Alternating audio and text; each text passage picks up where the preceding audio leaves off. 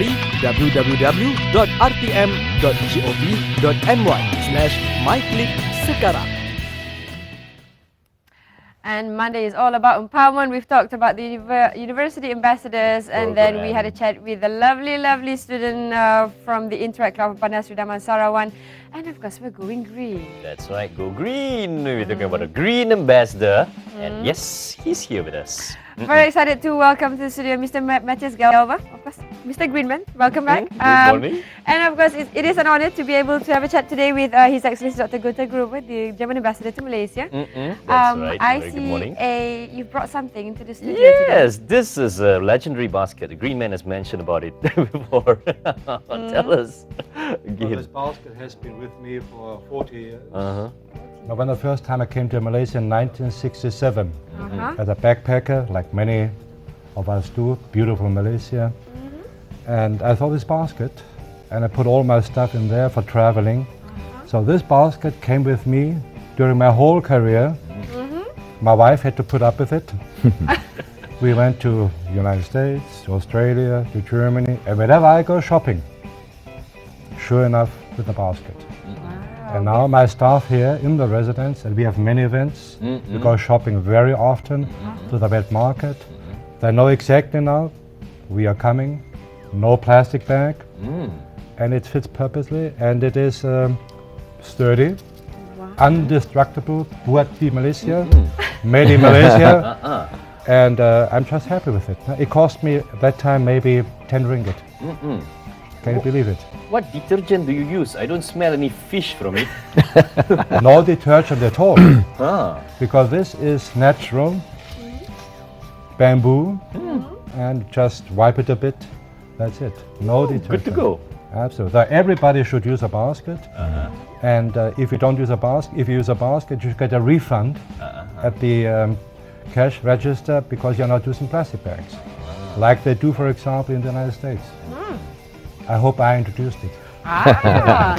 And you've been busy this past few Yeah. Tell us what you've been up to. I'm sure it's a very exciting project. We would all love to know more about. Yeah, it was a very busy week. I gave loads of hijau talks, which I love doing, to hopefully inspire loads of people to go green.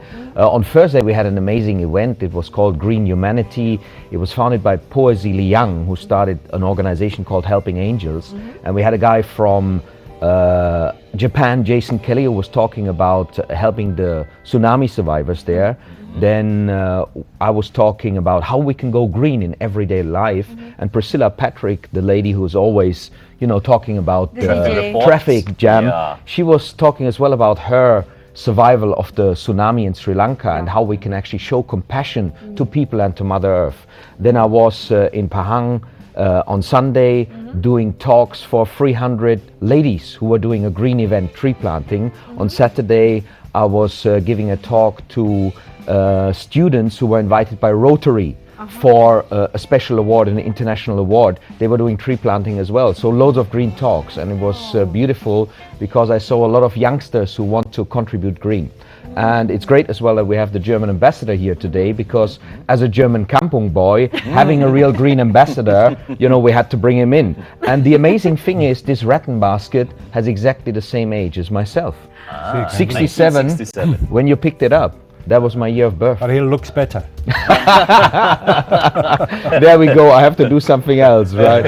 It aged gracefully. Yeah. What other efforts do you take aside from using a safe age-old product that saves the environment? What other things do you do in the daily life? I'm a firm believer that each and every one of us should try in our own little thing to do what is right for Mother Earth, for the next generation.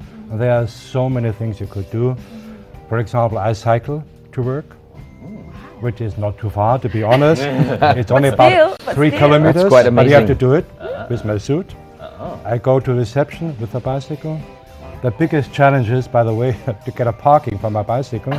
I can come with a big German car and get a parking right in front of the entrance. But when I come with my bicycle, but get rid of this bicycle, and then I have to put it somewhere And I keep my fingers crossed, it's still there when I come back.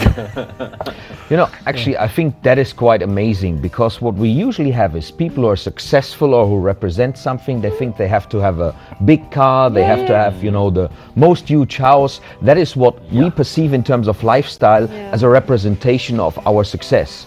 And I think to have an example like our ambassador here that actually flips it around and comes with a simple bicycle that people might see as, you know, oh, you know, that's what a poor man needs to use.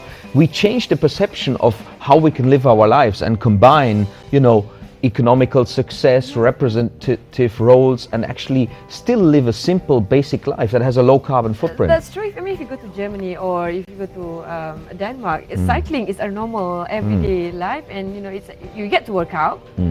It saves the environment, and it's only about 3 kilometers.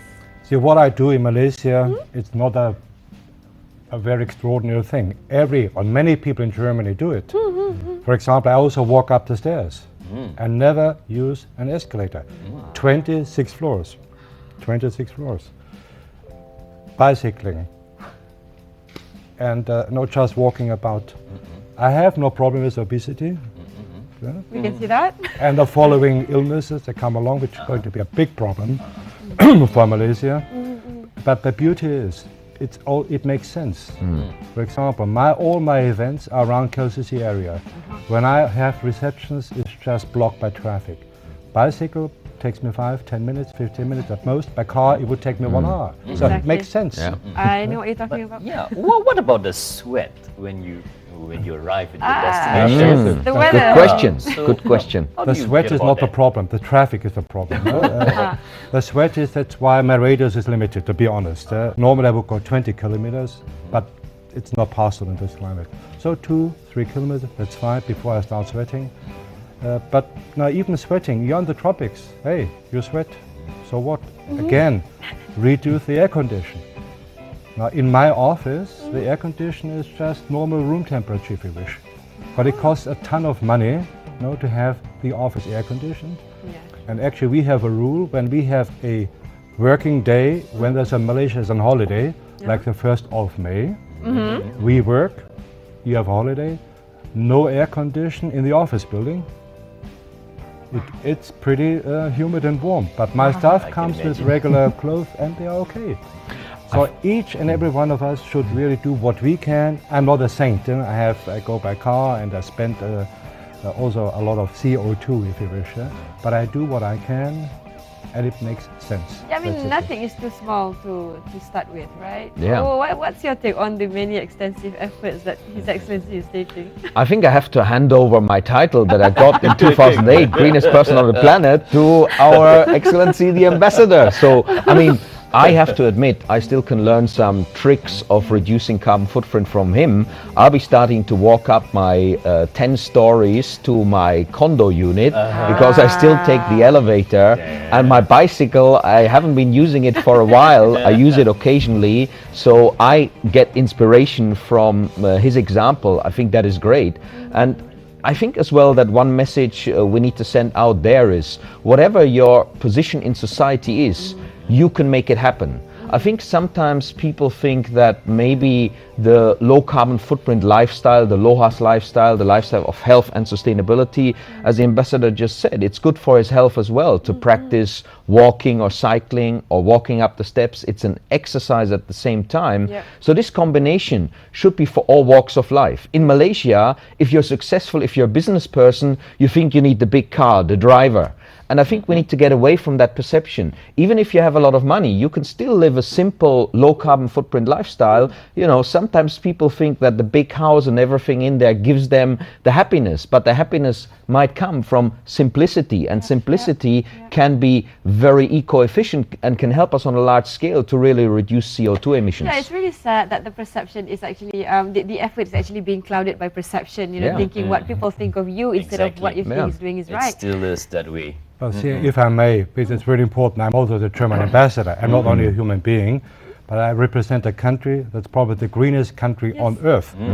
And we have decided singularly to go a very green, unique way. We are phasing out lots of fossil use industries. by the year 2020, our carbon footprint in the largest industry in the world. We are one of the largest industry players in the world. The world export champion for the last so and so many years. We are reducing our CO2 footprint by the year 2020 by 40%. Wow. And by the year 2050, which may sound a long way away, but no, it's just one generation, Yeah. by 80%. What does it mean? We will phase out completely any fossil, petrol, gas, supplier for our cars, for our industries, to make sure that there's no CO2 emission into the environment anymore. But the beauty is, we have learned that you can make money out of it. So environment, usually it's always contributed to high costs. I hear it all the time in Malaysia, we cannot afford it, it's too expensive, only a rich country like Germany can afford it. It is absolutely not true. By using what Malaysia has plentiful, solar, biomass, and many other areas, you can be a zero emission country much earlier than Germany. Germany has no sun to speak of, not a lot of wind, but we are the world champion in using renewable energy. About 20% of our total energy mix comes from renewable. And with using renewable energy, you can reduce automatically the CO2.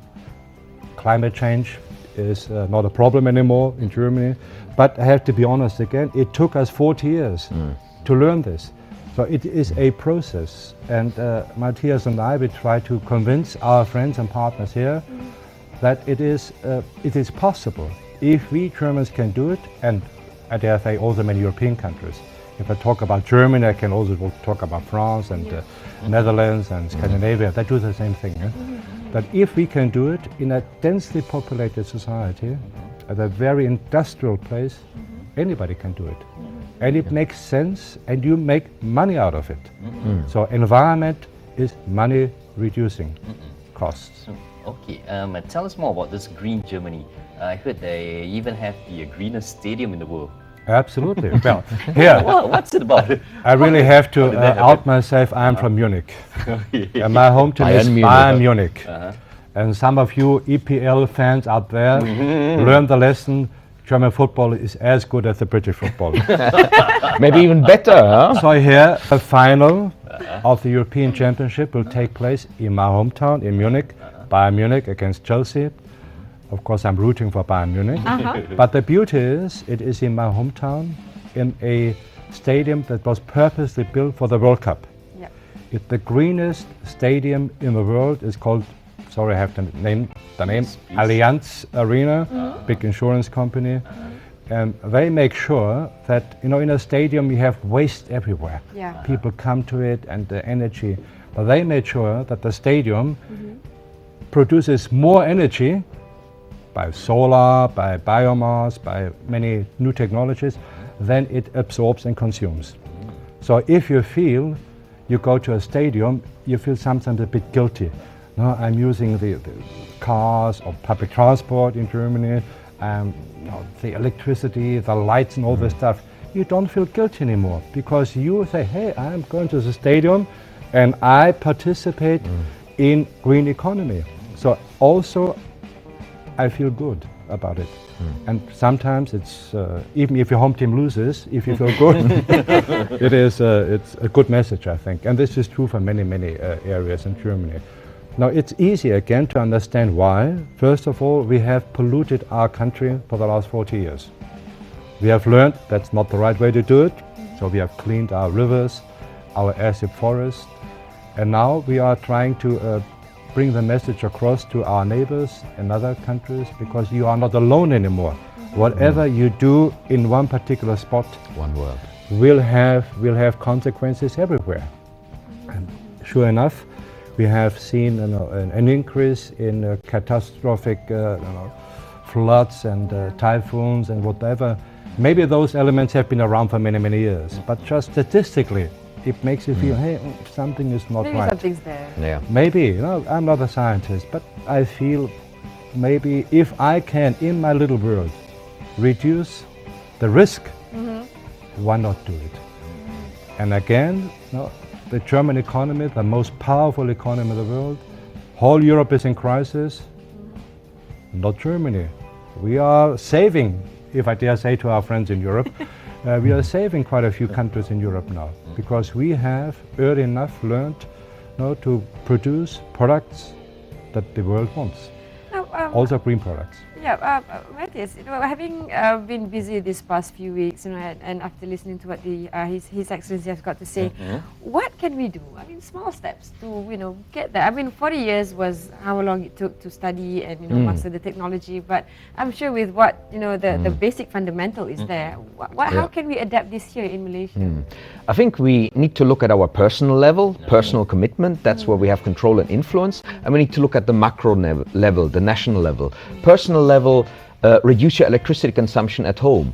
Use more public transport. Recycle. Try and live this philosophy of buy healthy, buy green. Because what we buy influences what the economy produces. If we buy rattan baskets instead of, you know, plastic bags, then the economy will shift. Our purchasing power has a huge influence. And then on the macro level, as our ambassador just said, you know, there are huge economic opportunities. Malaysia will become a net importer of petroleum in a couple of years' time.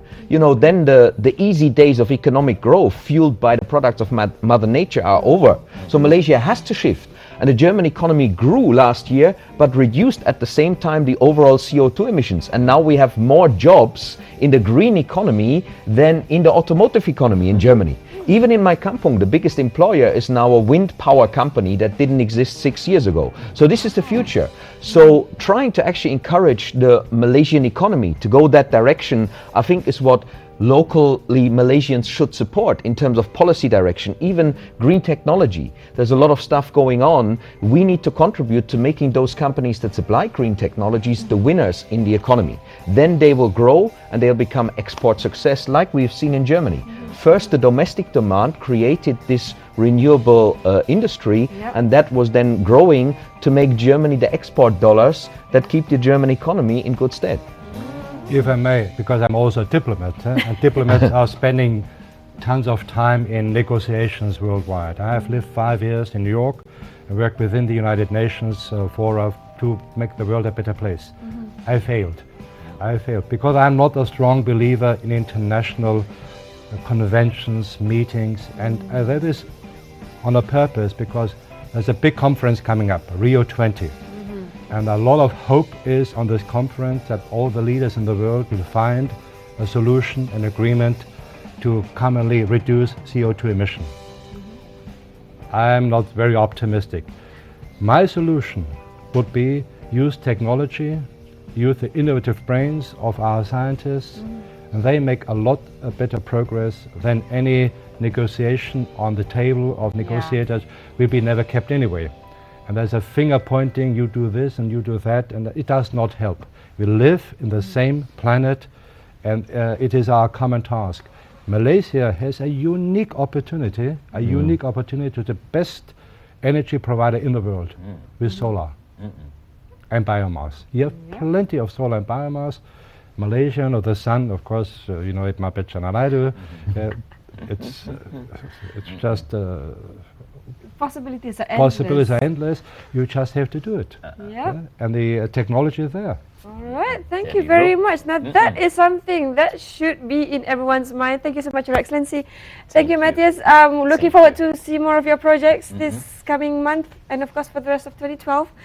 And well, like you know what the Excellency has said just now, you know, change from perception and change from within. What small steps you can do to make. Material things don't bring you happiness. Yeah. So cycle to work. Yeah. No need of big cars and emitting gas, CO2 into the environment. Cars, yes, but then German cars. I'm going to try that this weekend. Coming right up is the critical importance of women development in today's world. So stay with us. We'll be right back on Hello 12. Don't go anywhere. But before that, we're going to look at the Ted Baker's 2012 Spring Summer Collection. Oh, this is exciting. You had fun. Oh, yeah. Let's take a look.